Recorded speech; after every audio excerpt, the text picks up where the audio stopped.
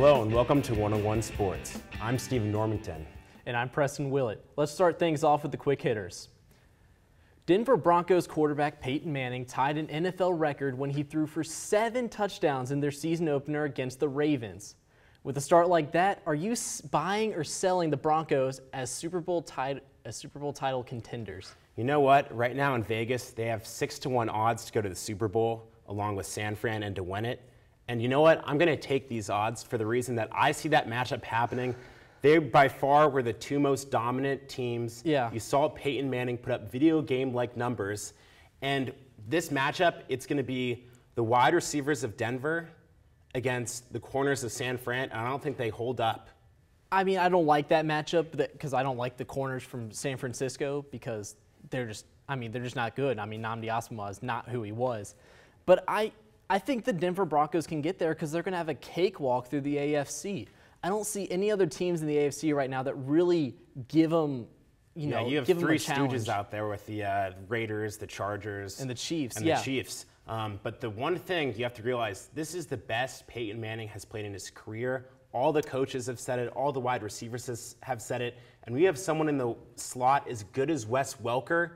That's a scary combination. And I'm a little skeptical, not of the offense. Well, maybe the running game, because I don't know if Monte Ball, Ronnie Hillman, or Noshawn Moreno. I mean, take your pick. I don't trust any of them really. They don't need to run the ball though. But defensively, you got to play defense. And I know the defense looked good against Baltimore, but they didn't have Von Miller. But is that going to be enough? Through the air, I think Peyton can take on any team and win. Serena Williams won the U.S. Open Sunday, defeating Victoria Azarenka to win her 5th U.S. Open title. Preston, is she now the best all-time in the game, and how long can she keep this domination up? She's been playing the best, but she's not the best yet because honestly, she's still got 3, 4, maybe even 5 years left in her career, and she's going to win some more Grand Slam events.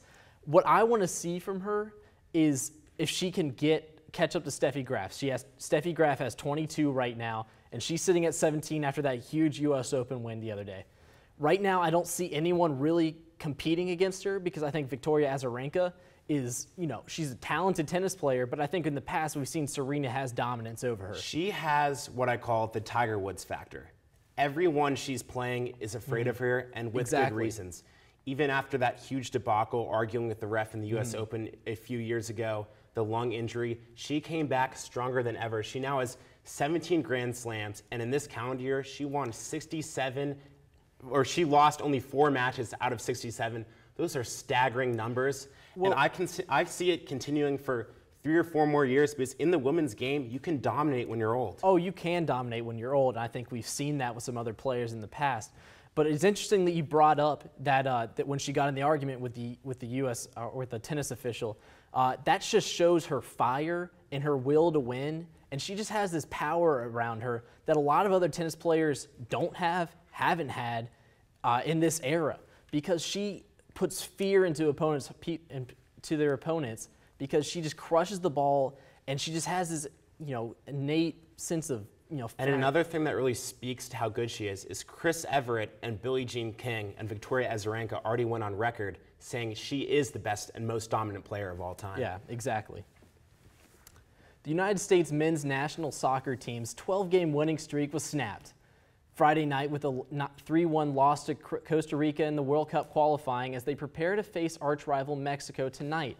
Should the U.S. be worried at all, Steve? They shouldn't be worried because right now, as I see it, they have a 98 to 99% chance of qualifying. The top 3 teams in the group make it. Steve, they're 1 point in back of Honduras, and the team that's in third Costa Rica. They're 1 point in back of Costa Rica. You're overlooking a big thing. Yeah, Mexico fired their manager, but that's going to they don't have really anything to play for right now. Sure, they have a slim chance of making the World Cup. They're in 4th right now. They have 8 points. They need 3 or 4 more points to get in. I think it's going to be a slim chance for them to get in, but they have nothing to lose right now. They have to win. They got to win every game. This U.S. team, though, when they were on their 12-game not losing winless, whatever you call it, because it's dries, This team was incredible, and Josie Altidore turned into a man-child against Bosnia. He absolutely It's interesting dominated. that you'd bring Josie Altidore up because guess who they don't have tonight? They don't have Josie Altidore. They don't have Michael Bradley. They don't have Michael Bradley. Who's going to create the offense at the top? If you look at the table,